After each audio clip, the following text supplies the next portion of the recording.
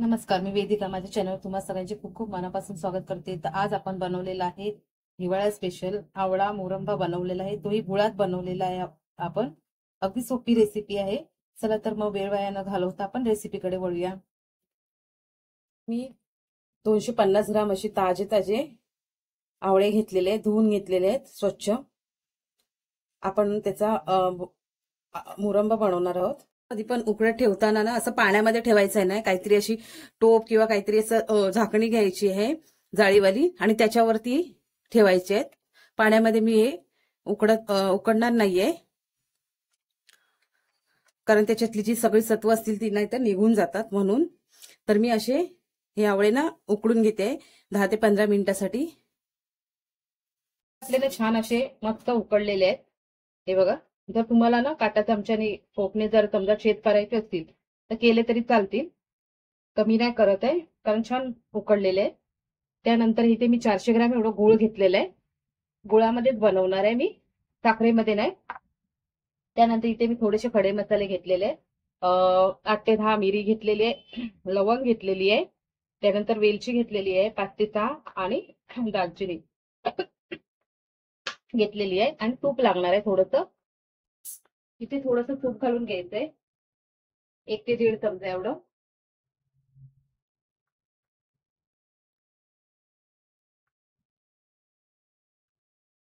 त्यानंतर हे गूळ आहे ना ते टाकायचंय आणि विरघळून घ्यायचंय. पाक बनवायचं नाही आपल्याला, गूळ फक्त आपल्याला विरघळून घ्यायचंय.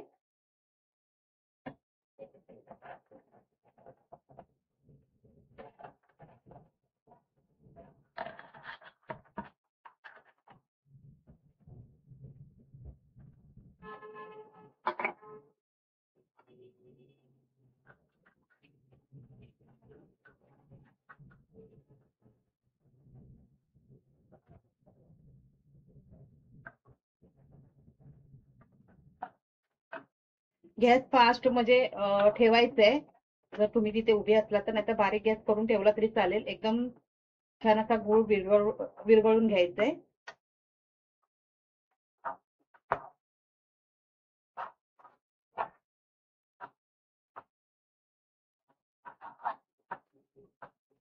आवळ्यामध्ये व्हिटॅमिन सी, व्हिटॅमिन ई मुबलक प्रमाणामध्ये असतात. केसांसाठी चांगला असतो आवळा, डोळ्यांसाठी चांगला असतो. भरपूर असे बहुगुणी असे त्याचे फायदे आहेत आवळ्याचे. रोज एक तरी आवळा सेवन करावा. घेतला ना आपण तरी भरपूर आजारांपासून आपली मुक्तता होईल. छान असे आताशे थंडीमध्ये भरपूर असे आवळे यायला लागलेत. डायबेटीस साठी चांगला असतो, पचनक्रिया सुधारते, पोट जर साफ होत नसेल तर त्याच्यासाठी पण सकाळी सकाळी आवळ्याचा ज्यूस घेतला तर ते खूप चांगलं. गॅसेस साठी एकदम त्वचा आपली एकदम तजेलदार राहते. आवळा ज्यूस बघा, भरपूर जण काय करतात सकाळी घेतात. खूप जण आवळा ज्यूस, कधी कधी लिंबू पाणी घेतात. त्याने कसं आपली चेहऱ्याची त्वचा आहे ना ती एकदम मस्त अशी तुकतुकीत राहते, छान अशी.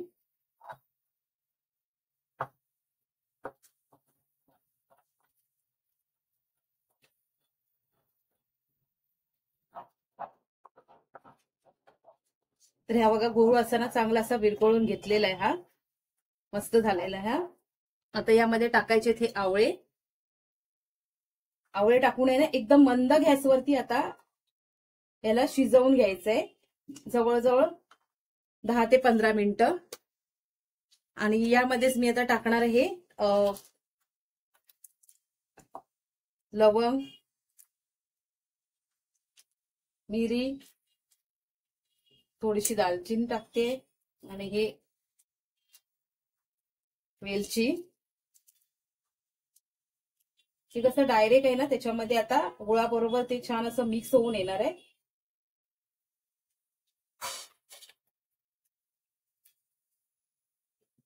आपलं असं हे मी आता 10 मिनिटासाठी छान असं ना तुला शिजवून घेणार आहे मस्त.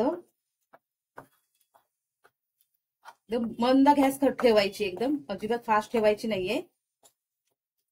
आणि हा आवळा मुरंबा कसा आपला वर्षभर टिकू शकतो. आता मी हे थोडेसेच केलेले आहेत, मी करून ठेवणार आहे जास्त प्रमाणामध्ये. पण आवळे घेताना कसे एकदम चांगले फ्रेश घ्यायचे, ताजे एकदम. डागवाले असतील तर ते जास्त दिवस टिकणार नाही.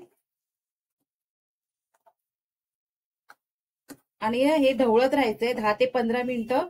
एकदम त्याला आवळा गूळ आणि आवळा कसं एकदम ना पूर्ण मिक्स व्हायला पाहिजे, असं छान असं. तर हे मी 10 ते 15 मिनिटं, कारण त्याला खूप टाइम लागणार आहे मंद गॅसवरती ते शिजेपर्यंत. पूर्ण गुळाचा अर्क जो आहे ना तो आवळ्यामध्ये मिक्स व्हायला हवा, त्यासाठी छान असे शिजून येतात. तर हे मी ना शिजवून घेते 10 मिनिटं मंदच गॅसवरती, नाहीतर कसा व्हिडिओ खूप लांब होतो.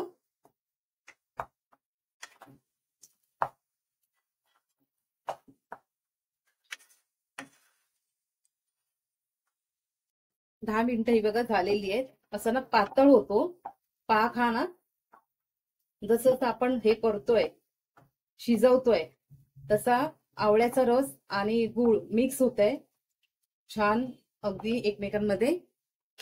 आणि हे असं हे पातळ होतंय बघा. तर असंच मी अजून 10 ते 15 मिनिटं अगदी छान असा शिजवून घेणार आहे. जवळजवळ त्याला अर्धा तास तर लागणारच आहे. आटवायचं नाहीये आपल्याला, तसंच मी हे शिजवून घेणार आहे. अगोदरची 10 मिनिटं आणि आता 20 मिनिटं झालेली आहे. छान असा आवळा मुरंबा आपला तयार झालेला आहे मस्त असं. हे बघा छान असे शिजलेत आवळे. हे बघा एक तुटला पण आहे, म्हणजे छान शिजलेत. हा मी तोडला नाहीये, आपणच तुटलाय तो. म्हणजे आवळे कसे जास्त असे शिजायला आले की ते तुटतात असे. म्हणजे हे व्यवस्थित असे झालेले आहेत, शिजलेले आहेत. गुळाचा रस पूर्णपणे आवळ्यामध्ये असा मुरलेला आहे. तर असा आपला आवळा मुरंबा तयार झालेला आहे. मी गॅस बंद केलेला आहे. आता साधारण मला 30 मिनिटं लागलेली आहे मंद गॅसवरती. आपण हे जे खडे मसाले टाकलेले आहेत ते जर तुम्हाला हवे असतील तर तुम्ही ठेवू शकता, नाहीतर काढून पण टाकू शकता. त्याचा पूर्ण सगळा अर्क आहे ना या मुरंब्यामध्ये उतरलेला आहे. हे असं छान असं पातळ. आता हे पूर्णपणे थंड केल्यावरती थोडं घट्ट होणार. मग नंतर आपल्या थोडस घट्ट झालं की आपण नंतर बरणीमध्ये काचेच्या कोरड्या भरून ठेवायचंय. तर हे मी थंड करून घेते पूर्णपणे. हा बघा मस्त आपला आवळा मुरंबा तयार झालेला आहे. छान असा मस्त अगदी नरम झालेला आहे. आवळ्यामध्ये गुळाचा पाक एकदम छान असा पूर्णपणे उतरलेला आहे. आणि आपण यामध्ये जे दालचिनी वगैरे टाकलेली आहे, लवंग मिरी वगैरे, त्याने अजून ना मुरंब्याचा स्वाद जो आहे ना तो अजून खूप छान आलेला आहे. तर मी हे कमी प्रमाणामध्येच बनवलेलं आहे, 250 याच्यामध्ये. अजून मी बनवणार आहे. आणि हा एक चुकी झाली माझ्याकडनं व्हिडिओ बनवताना. मी जे इन्ग्रेडियंट सांगितले त्यावेळी गुळाचं जे प्रमाण जे मी सांगितलेलं आहे ते मला वाटतं 400 ग्राम सांगितलेलं आहे. तर 400 ग्राम नाही घ्यायचं आपल्याला, 300 ग्राम एवढं आपल्याला गुळ घ्यायचंय. तर माझी रेसिपी कशी वाटली कमेंटमध्ये जरूर सांगा. आणि जर थोडी जरी आवडली असेल तर लाईक करा, शेअर करा आणि सबस्क्राईब करा. चला आपल्याला आता ठेवायचं आहे हवाबंद. मी आता ह्याच्यामध्येच काढलेला आहे. हवाबंद डब्यामध्ये काचेच्या किंवा प्लास्टिकच्या बरणीमध्ये ठेवला तरी पण चालेल. बरणी जी आहे ती एकदम स्वच्छ कोरडी करून घ्यायची आणि नंतरच आपल्याला त्यामध्ये ठेवायचंय. तर ह्या 6 ते 8 महिना हा छान असा मुरंबा आपला टिकतो. रूम टेम्परेचरवरही, फ्रीजच्या बाहेरही टिकू शकतो, फ्रीजमध्येही टिकू शकतो. रूम टेम्परेचर आपण ठेवला तरी पण तो छान राहणार आहे.